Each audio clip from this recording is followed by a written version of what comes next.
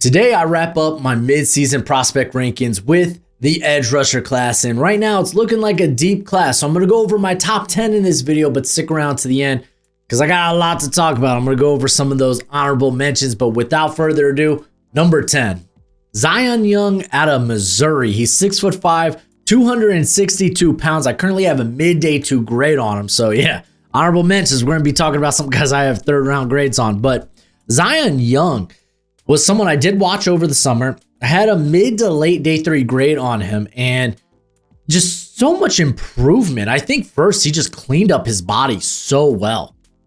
He's not holding on to some bad weight. He looks more explosive. There's more burst. There's just more, not urgency, but suddenness in his play. Now, this is a former 3-star recruit from the 2022 recruiting class. Started his career at Michigan State, where he played for 2 years, transferred to Missouri last season, and he had an 11.1% pass rush win rate last year. That's up to 19.1%. A big improvement, big development. And he was already long and strong, and his run defense hasn't really suffered this year with taking off some of that thickness from his frame. He is still strong. He still has some nice pop on contact. He is stout and absorbs contact well at the point of attack. He does a good job using that length to peek into the backfield. But again, there's more suddenness to him, and he's able to rally and make these stops behind the line of scrimmage or limit these gains in the run game. And he's just doing a very solid job of that. The missed tackle rate has gone up a little bit this year. It was 10% last year. It's up to 19% this year. So still, honestly, a solid missed tackle rate for a defensive lineman. Now, while he's gotten more, there's more explosiveness to his game. There's a little bit more twitch. I wouldn't call it elite. That's why he's here at number 10 and not much higher. The speed, while it's better, he's not always going to be able to consistently chase guys down once plays hit the sideline or get outside of the tackle box. And I guess you can say the big improvement is just winning in more ways than just, ooh, grr, me strong, me can bull rush you. And that's why Zion Young has saw such a big step up, because I think honestly the highest person I saw on him was Connor Rogers from the NFL Stock Exchange podcast. I think Connor Rogers had him around like 3rd to 4th round grade, so kind of those middle rounds area. And I mean, dude, I wouldn't be surprised if he was in Connor Rogers' top 50. I think that he just released his top 50 a few weeks ago. So actually, I probably should go check that out and confirm it. Nonetheless, he's going to be hovering around my top 50 as well. At number 9, I got R. Mason Thomas out of Oklahoma. He's 6'2", 249 pounds. He is a top 50 prospect for me. Straight up. He was a former 4-star recruit out of the 2022 recruiting class, and he did track and field back in high school. He was a sprinter, and when you watch the tape, you're like, no kidding, he was a sprinter. You see the elite bend. You see the elite speed when it comes to R. Mason Thomas. And he was a second-team All-SEC last year. This year, he should be in that range. It kind of depends because he got hurt last game. He had a fumble recovery for a touchdown, nonetheless, where it looks like he may have pulled his hammy. So hopefully he's not out too long, but he brings that elite bend, that elite speed, that closing speed to be a menace. But on top of that, that shorter stature at 6'2" allows him to get leverage, allows him to get under the pads and into the pads of defensive or offensive tackles. And pound for pound, he's strong. He can be stout in the run game. He keeps the legs moving. He can convert speed to power. Just go to the Auburn game where he had that sack that ended up being a safety that, ironically, it allowed Oklahoma to cover the 6.5 points in that game. And that game, he was dominant in the second half. He didn't play the first half because he got ejected the previous game for it was a bad targeting call. in that Temple game. But 3 pressures, 2 sacks. He immediately in that second half, he was a problem. This was probably the beginning where people looked at it like, oh, Auburn's in trouble. This offensive line is having a rough time. But to be fair, Oklahoma's defensive line is pretty elite this year. They're pretty elite. He's got decent change of direction. Allows him to also be a spot dropper in coverage. He's dropped back 32 times this year. How much was it last year? Let's see. He dropped back 48 times in coverage last season. But yeah, I mean, he's got a relentless motor, plays with his hair on fire. There's a lot to like. I wish Oklahoma ran more stunts because this is a guy you want as your looper in stunts. But he does bring, there is a lack of arm length there. And that's going to be, you're going to hear that when it comes to this edge class. It's a good edge class, but they have some question marks. And ironically, the offensive tackle class is dealing with the same issue with arm length. But he doesn't have ideal arm length. That kind of shows up as a tackler. Last year, he had a missed tackle rate of 27%. This year, it's lower. It's 19%. So that's nice. But he's just not able to wrap up completely. I do want to see him add a bit more finesse moves to his repertoire, to his arsenal, to his pass rush toolbox. And there are games here and there where he will get handled in the run game. He will get moved. He will get washed out of the run game. But definitely when you first look at him, you look at that size, he gets after way more as a run defender than you would expect. That's why R. Mason Thomas, he kind of fell into this DPR category for me, right? Which is designated pass rush only. But I think he could he can stay on the field for rundowns just because he plays with that dog in him. We love the NFL draft, and now my draft guide is available for purchase. It comes with over 500 player backgrounds and close to 300 player evals. It updates throughout the whole draft cycle. So when I add a new eval or I change my rankings, you're going to be the first to know. It's going to have all the pro day and combine numbers along with analytics. And it's a Google spreadsheet for right now. So you have to include your email with the purchase, but we will be switching over to a website at the end of the year. And if you get it now, it's going to be cheaper now than it will be later. It's a great way to support the channel. And as always, much appreciated, much obliged. At number 8, we got our second Missouri player on the list, and that's Damon Wilson II. He's 6'4", 250 pounds. I got a top 50 grade on him, and a lot of that has to do with just the sheer upside, the ceiling on this cat. He checks a lot of boxes. Now, he's a former 5-star recruit from the 2023 recruiting class. He played tight end and defensive end in high school. He started his career at Georgia, where he was a reserve his freshman year, but then he really worked into the rotation and even had 2 starts last year. Decides to transfer, and he has been really, really good opposite of Zion Young. 33 pressures, 5 sacks, a 17% pass rush win rate this past year. And like I said, he checks a lot of boxes: height, weight, speed, arm length. And it was weird. The first tape I watched of him, he was wearing sleeves, and I was like, I don't know if the arms are all that long, and then takes the sleeves off and grew 3 to 4 inches. Pause. But yeah, no, everything seems to check out with him. On top of being a wonderful athlete, he is explosive. He flies out of his stance. Good first step, good jab step. He's got good bend. He's able to dip under the tackles, so he can push them vertically, dip under corner, and just get that straight shot to the quarterback. He's got very active hands as a pass rusher, which is nice to see. He's got a bag of hand counters and secondary moves. So it's like, okay, you're a bit more well put together than what you would anticipate.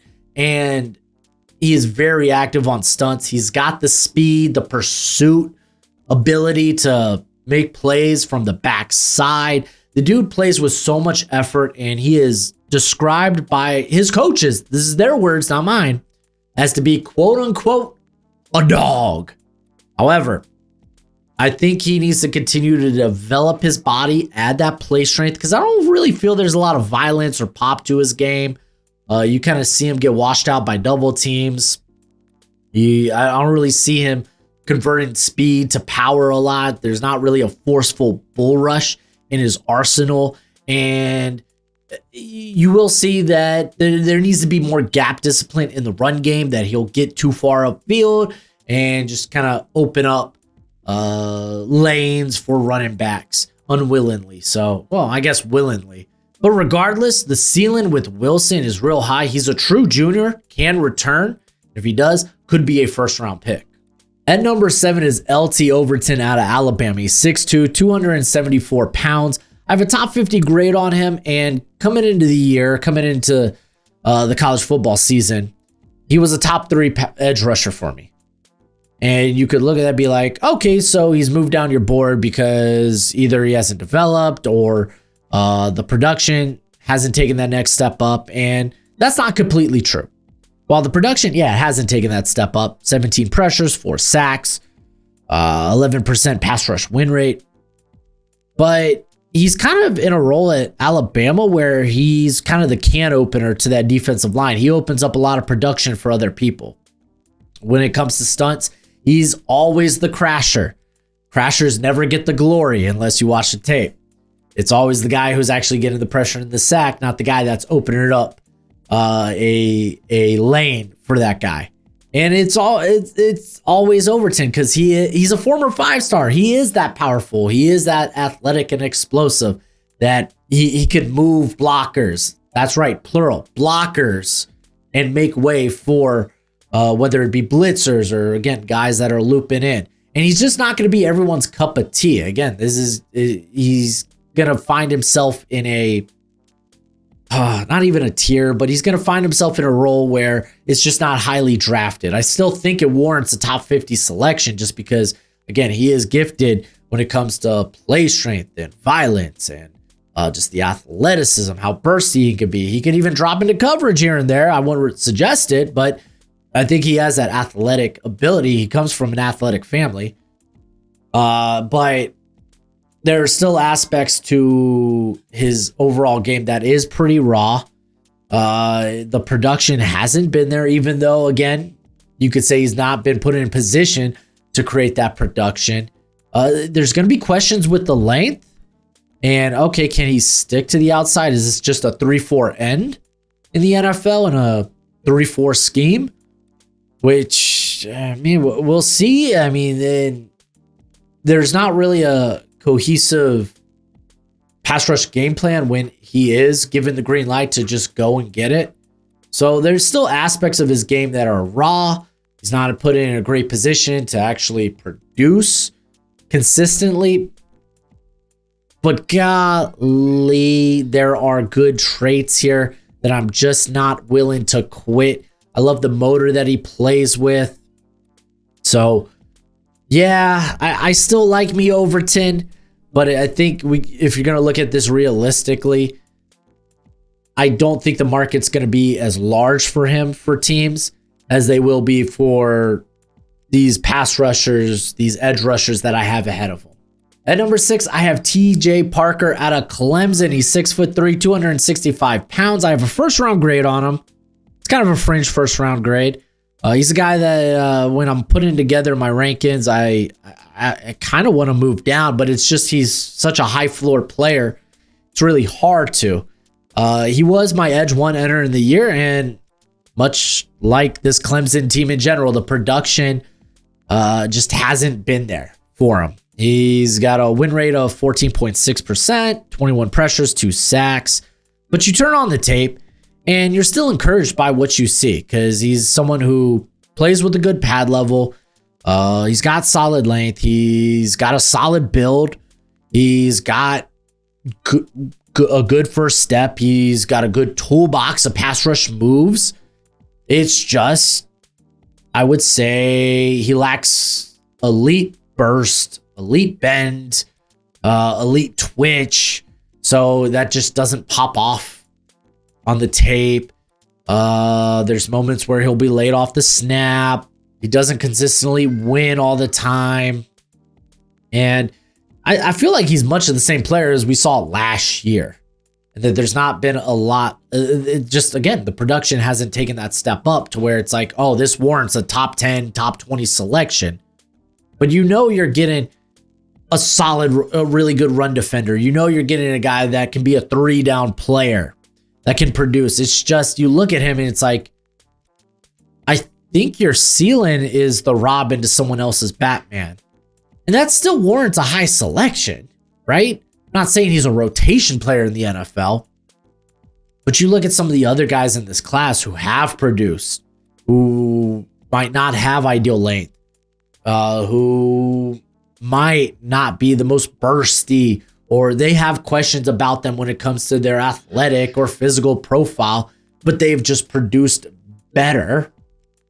And it's like, I look at those guys and I want to move them ahead of Parker, but it's like, man, Parker's floor is just so high. It's hard to do that. So I think I'm going to he's going to be a consistent part of my top 10 moving forward. I guess we'll see how the rest of the season plays out. We'll see how the offseason draft process plays out. He's a true junior. He can return if he does want to seek that production, or see if he could take that next step in terms of production and maybe be a top 10 player. I don't know. We'll see. TJ Parker, though, you go to his tape and it just leaves you wanting more.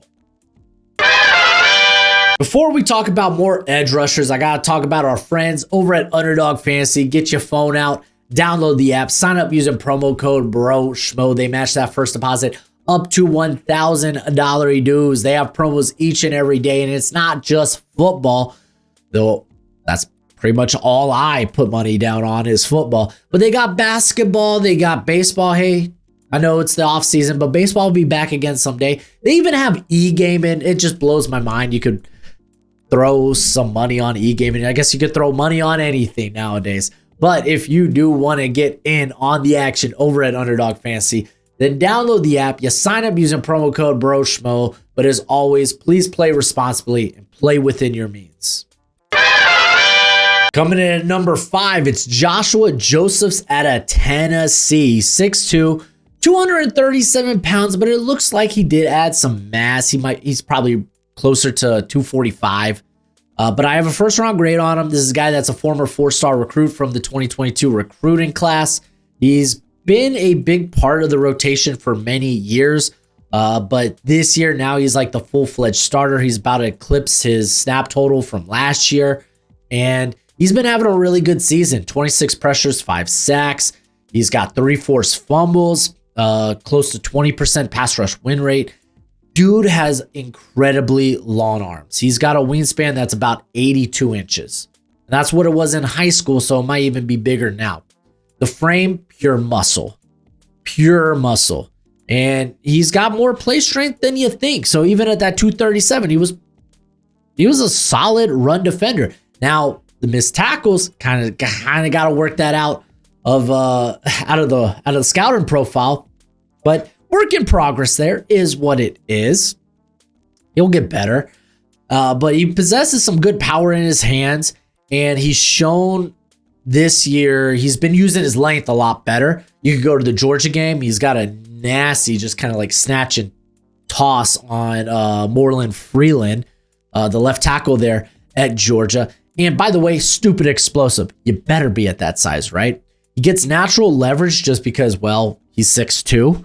So he gets that good leverage. And honestly, it reminds me a little bit of, I think, some of the reasons why people liked Donovan Ezeraku last year out of Boston College. High effort player as well. So there's a ton of things to like about Josephs. He can definitely polish up on the hands, but though I do think that his technique has gotten better this year. He's added more stuff to his arsenal. Against more powerful tackles, sometimes he does get stuck in engagement and gets moved back or moved in the run game. I do want to see him be a better finisher. Not a lot of special teams experience to speak of here. Not necessarily, hey, if you're going top 50, then you probably don't need the special teams experience. It's more so for those guys that are going in the later day 3, somewhere in the 3rd round. Those are guys that kind of want to get on the field early, and they're probably going to do that via special teams. But Josephs, man, I think he's taken that next step. He has ironed out some of those wrinkles in his game. While it's not perfect, the production has taken a step up. He was a guy that was in my top 100 last year before he decided to return, which he should have. Now here he is, a top 40 prospect for me. At number 4 is an interesting case. It's Keldrick Falk out of Auburn. He's 6'6", currently up to 285 pounds. I have a top 20 grade on him, and while you look at the production, it's like, it's not all that crazy. Well, he's been used all over the defensive line for Auburn this year, and with the weight he has added, if he continues to add, I think you just move him to the interior. You could have him be a 3-4 end in a 3-4 scheme, or you could just play him at interior, because I think that kind of resolves some of the problems I have with him. Some of the problems being, I don't want to see this guy as a stand-up pass rusher. I want him to have his hand in the dirt. He's got good, not great burst off the line of scrimmage, but it's pretty good for his size, and you probably take advantage of that by kicking him inside. I don't think he has the mobility to make plays on outside runs. They can get away from him, so just kick him inside for goodness sake, because you're dealing with a guy who is insanely strong, can ragdoll blockers just with relative ease in terms of the height, weight, length, athleticism. It's a great combination. I don't know if he could add this much weight and retain his athleticism, but you look at like what people thought Caleb Banks was coming into the year. Not to say Caleb Banks hasn't been that. He's been hurt. But I kind of fall into that. Oh, okay, well, why not Keldrick Falk? Why not him? Dude packs a ton of power, moves exceptionally well for his size. He's an elite run defender. Just kick him inside, and I'm starting to lean that way with him. He's a true junior, by the way, if you didn't know, so can return. Don't know why he would. I guess we'll see when it comes to that regard. But yeah, I'm thinking I might move him to the interior rankings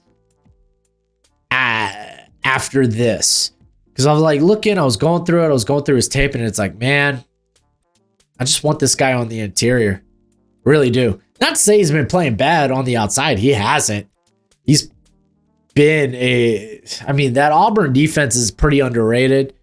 And I say underrated because, well, their offense has been so blah that you forget how good that defense is. Like, just go and look at the amount of points they don't give up in some of these games. I mean, shoot.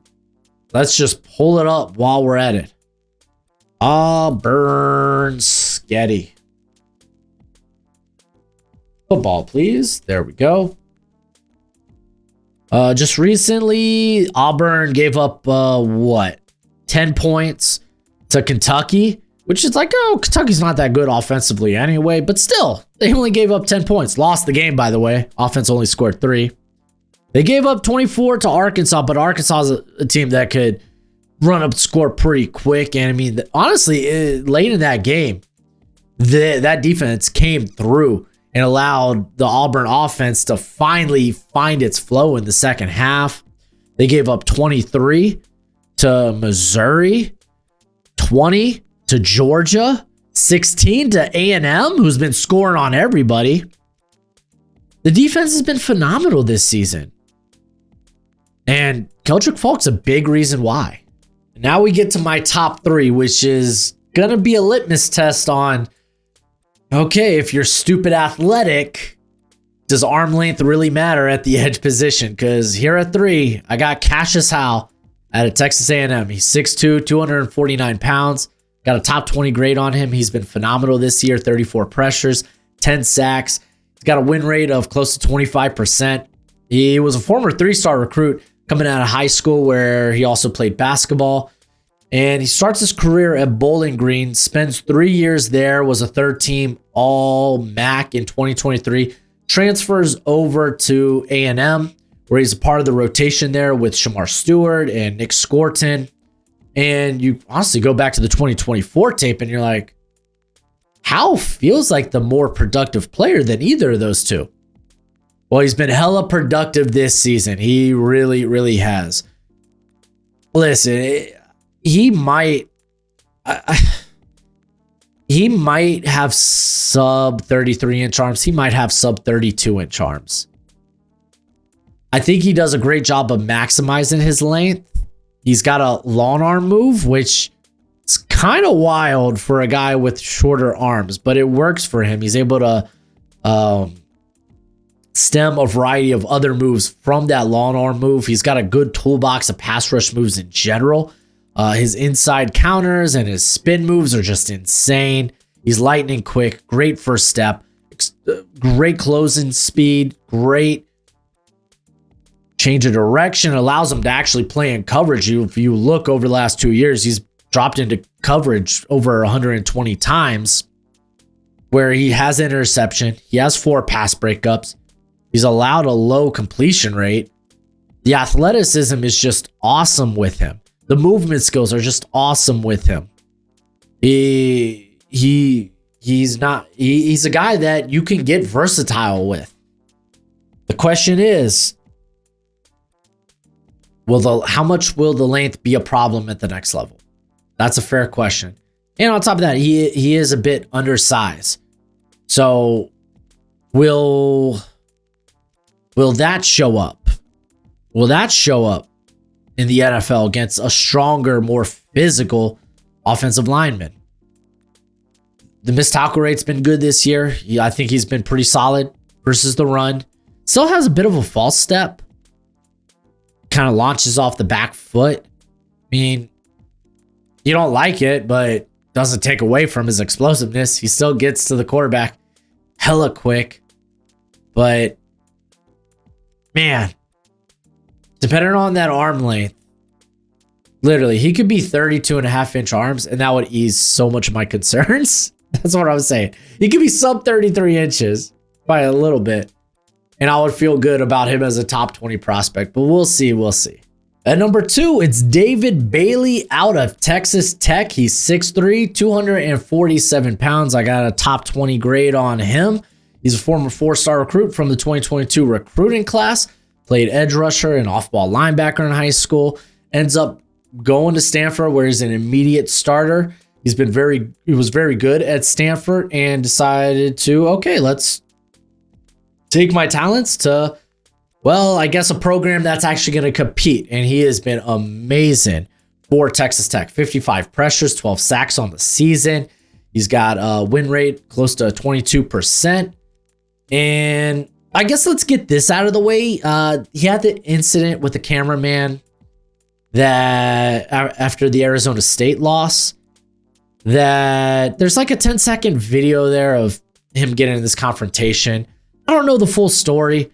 I don't know. Apparently there wasn't enough there, or at least there isn't enough context around that to where he's played the last 2 games, wasn't suspended or anything. So I guess more needs to come out with that before I have any sort of decision on, should it drop him or not? But this is a dude that made Bruce Feldman's freaks list for his rare speed. It's insane. He has been clocked at 20 miles per hour on the field. He's a twitched up athlete with an explosive first step. The bend is great. The acceleration is great. His ability to corner with that closing speed is just insane. Like, some of the wins he's had this year have been instant.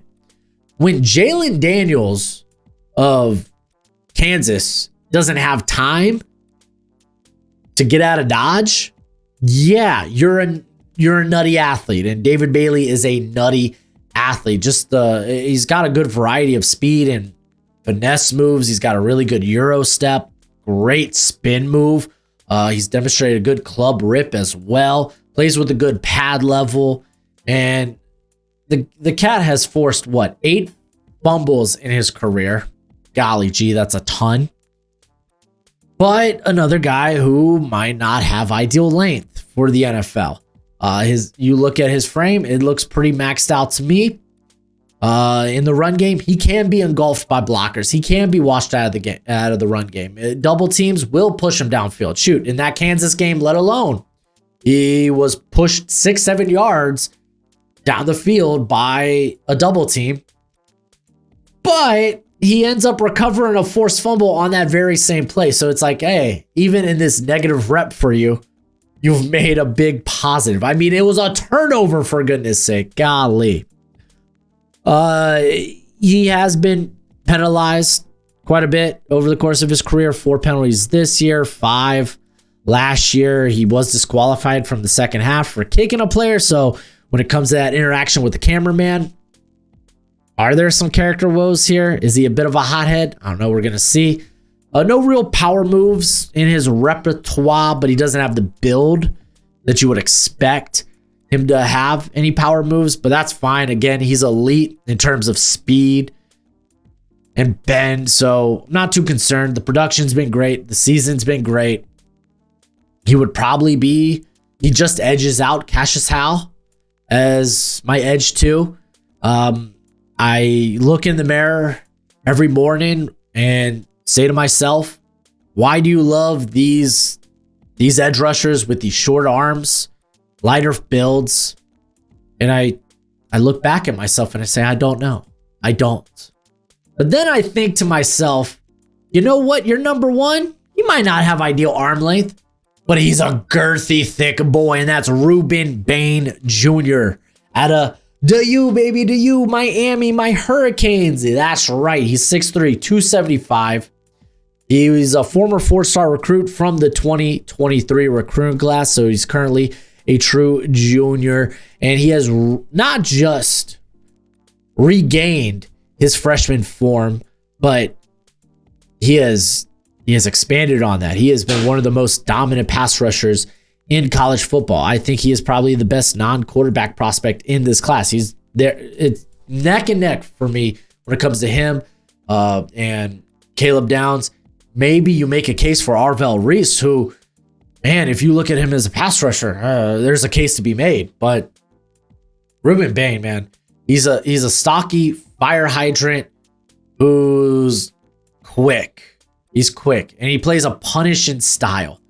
The pads are low, gets good leverage, but his hands are so quick and powerful. Large array of pass rush moves and counters, and his hands, his strikes, they're punishing, but also he's quick. He's so quick, rare bend. He's got really good closing speed on top of that. He's shown that he could play anywhere from the 3 tech to the 9 tech when it comes to Miami's defensive line. And I'm not going to lie, while he might not have ideal arm length, I think I don't care. I just think I don't care. There are times where he does struggle to wrap up. He had a 21.7 missed tackle rate. That number right now this season is, let's see, 17.5%. So it's still relatively high, but at least it's under that 20% mark is typically you want it under 20% for defensive linemen. It's under it. I guess I'm okay with it. There are some times where he does get a little upstream too quickly, opens up some cutback lanes and Russian lanes in general. Probably the biggest knock he has is the soft tissue injury. You're always curious when it comes to these soft tissue injuries, will be a lingering problem in the future. He had a calf injury that was a soft tissue injury. He's been fine this year. I figure he's going to go to the combine. He's going to get a clear bill of health and be A-okay. But let's talk about some of these honorable mentions, because there's actually quite a bit of people I want to talk about when it comes to this class. Just missing the list was Mateo Uiagalelei out of Oregon, a guy that has all the traits. He is a true junior, but the combination of height, weight, speed, he's 6'5", 270. It's all there for him. I think he's taken a step up in terms of the production, and that's what you wanted to see. But still, there's some things he needs to iron out with his game. I don't think he doesn't always play with the same violence each and every down, and you just kind of see that when he gets stuck in engagement. He can be a bit upright. out of his stance. So he just misses the list. Some people are going to have him as a first rounder. I'm kind of fringe top 50 with him right now. Romello Height, the teammate of David Bailey out of Texas Tech. He's probably going to be an older prospect. He's from the 2020 recruiting class. Initially went to Auburn, then went to USC, then went to Georgia Tech, and now he's here at Georgia Tech, excuse me. Now he's here at Texas Tech. He just feels like a DPR only, 6'2", 240. He's undersized. I think there's going to be time. I mean, he's got, I think, solid length at that size, but there are just times where bigger bodies just body him at the point of attack. So I think get him on pass rushing downs, and hey, there's a role for that in the NFL. It's more of a guy you're willing to take on day two, though. And that's kind of where I'm at with Height. Jayshon Barham, he's been used more as a edge player this season. He kind of like the first couple of games, he flipped between edge and linebacker, and with the emergence of some of the other guys at linebacker there, he was able to kick out to the edge full time. And it's been solid. He's a twitched up athlete at 6'3", 241. I love what he can do off the edge, but there needs to be a lot more polish to his game. And to be fair, this guy hasn't, this is his first full season as a edge rusher. I should mention his teammate, Derek Moore, there at 6'3", 265. For me, he's like this fringe day two pick. A lot of people have him in their top 100. I think I just don't see the consistent pop with him, though I do think his play this year has been much better when it comes to the run game. But he just gives me these DPR vibes. Designated pass rush only, again, if you're unsure what that means. Gabe Akis, I still love me some Gabe Akis. I really do. But oh, I'm sorry, Gojo. Are you mad? Are you mad? Here, let me let you out, my friend.